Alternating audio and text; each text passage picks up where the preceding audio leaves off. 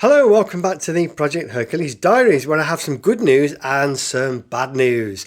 The bad news is that I tested positive for COVID yesterday, so I've had to self-isolate. The good news is that I don't feel too bad. I'm all jabbed up and everything, and it also meant that self-isolating I've done in the garage stroke shed, and I managed to finish the adapter plate for bolting the carburetor to the inlet manifold. And if you're new to the channel, that's the carburetor and that's the inlet manifold. So I'm quite pleased with it. It fits really well. The inside of the bore of the adapter plate really nicely matches the inside of the bore of the carb. They're nicely concentric and there's no step. The only thing I haven't done yet is anything on the inside face, where we go from 40mm to a much wider diameter.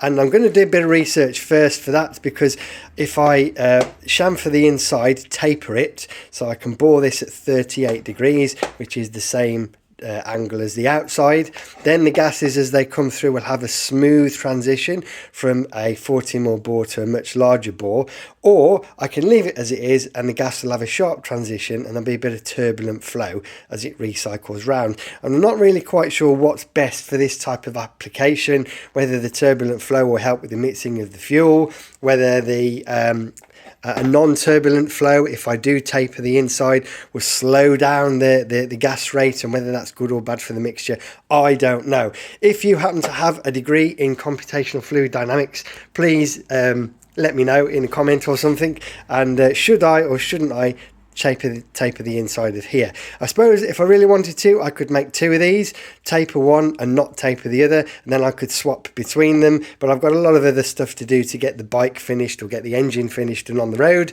and I'd rather focus my time on that. So the carb, when I put the carb onto the adapter plate, if we look inside, you can see, hopefully you can see, that it's quite a nice concentric fit. Doesn't seem to be focusing terribly well, but you have to take my word for it. That is a nice, it's a lovely fit between the bore of the carb and the adapter plate. I just have to put the phone down for a second, excuse me, while I take the carb off. And if I put it onto the manifold itself, you can see how it's going to look when it's all on the bike. So this piece here screws onto the manifold. There we go. And then the carburetor pushes onto here, which is quite a nice tight fit. There we go, and that's a good approximation of how it's going to look on the bike. On the bike, of course, the engine will be leant forward, so the carb will be just slightly tilting up, looking at the CAD drawings that Raw Steel Choppers have sent me. So it should sit like that, and I think that looks really well.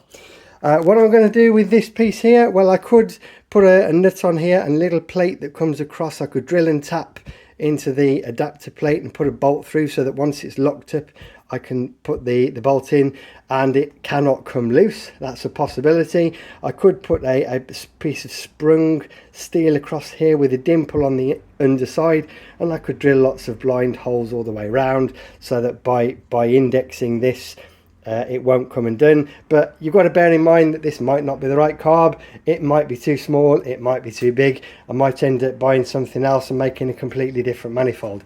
So before we get too carried away with the bling and the fine tuning, let's see if the engine runs and let's crack on with the other jobs. That's the plan. So that's the inlet manifold done. It's back to the timing cover now to do the oil pressure relief valve and a couple of other drillings on the timing side engine cases, and more on those in a bit.